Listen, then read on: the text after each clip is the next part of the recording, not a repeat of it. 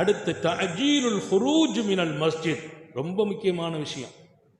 இன்னைக்கு எல்லாம் இதெல்லாம் விளங்காம நமக்கு ஏன் கஷ்டம், நமக்கு ஏன் சிரமம்னு யோசிக்கிறோம். இன்னைக்கு நிறைய பேர் கஷ்டப்படுறாங்க, நிறைய பேர் சம்பாதிச்சுட்டு நிம்மதி இல்லைன்னு இருக்கிறாங்க, நிறைய பேருக்கு வேலை வாய்ப்பே வரல, நிறைய பேருக்கு அவங்க செய்யற தொழில ஒரு விருத்தி ஏற்படல, தரித்திரம் இருந்துகிட்டே இருக்குது. ஆனா அவங்க அதுக்கு காரணத்தை வேற எங்கேயோ தேடுறாங்க. அப்படி இருக்குமோ இப்படி இருக்குமோ, யாராவது எனக்கு செய்வனை வச்சிருப்பாங்களோ. என்னத்தை வைக்க போறான்? செய்வனை வைக்கிறதுக்குலாம் இப்ப ஆளே கிடையாது. செய்வனை வைக்கிற அளவுக்குலாம் ஆள் இல்லை. அந்த இல்மு ஒருத்திட்டம் இப்ப இல்லை, அதெல்லாம் வைக்க முடியாது.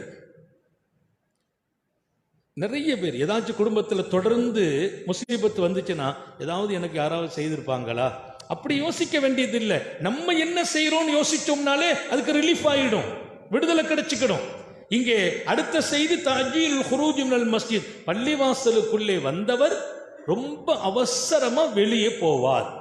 பள்ளிக்கு வருவார், பள்ளியை விட்டு வெளியேறுவதில் அவசரம் காட்டுவார். பள்ளிவாசலுக்கு வந்துட்டா தொழுக கூட முடிஞ்ச பாடா இருக்காது, பொட்டக்குன்னு தாண்டி பாஞ்சி போயிடுறது. பள்ளியை விட்டும் வெளியே போவதில் அவசரம் காட்டுவீர்களேயானால் உங்கள் வாழ்க்கையில் தரித்திரம் ஏற்படும், உங்கள் பொருளில் பரக்கத் எடுக்கப்படும். அல்லாஹ் நம்ம எல்லாரையும் பாதுகாப்பானாக. பள்ளியை விட்டு வெளியில போறதுல அவசரம் காட்டக்கூடாது.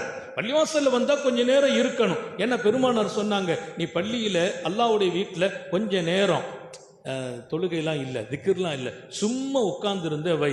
பக்கத்தில் ஒரு மலக்கு சொல்வாராம், அல்லாஹும் மஃபிர் லஹு வர்ஹமுஹு, அல்லாஹ் இவரை நீ மன்னிப்பாயாக, இவருக்கு அன்பு காட்டுவாயாக. சுப்ஹானல்லாஹ். சும்மா உட்கார்ந்து இருந்தா பள்ளிவாசலிலே கொஞ்ச நேரம்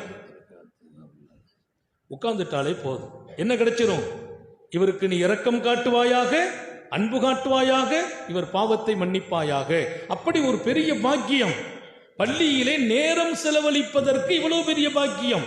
கொஞ்ச நேரம் கூடுதலா இருந்தால் துஆ கிடைக்கிறது, மலக்குகளின் சகவாசம், அல்லாஹ்வின் கண்காணிப்பு.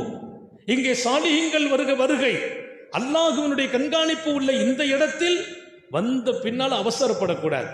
பஜாருக்கு போனா அவசரமா வீட்டுக்கு போகணும், வெளியில போறோம் அவசரமா திரும்பணும். பள்ளிவாசலுக்கு வந்துட்டோம்னா அவசரமா திரும்பணும்னு நினைப்பே வரக்கூடாதுன்னு எழுதுறாங்க. திம்ம ஃப்ரீயா தொழணும், துவா செய்யணும். அப்படி அவசரப்பட்டோம் சீக்கிரமா தொழணும்னு நினைப்போம். இமாம் கொஞ்சம் பெரிய சூறா ஓதுனாலே இவருக்கு பிடிக்காது. நிறைய பேரு எங்க ஸ்பீடா தொழுகை நடக்குற அங்க கூட்டமா நிக்கிறான். கூட்டம் எங்க சேருது? எங்க ஸ்பீடு அதிகமோ அங்கே. இன்னும் சில இடத்துல நீங்க பாத்தீங்கன்னா சீக்கிரமா முடிஞ்சிட்டா அங்க கூட்டம் கூடுது.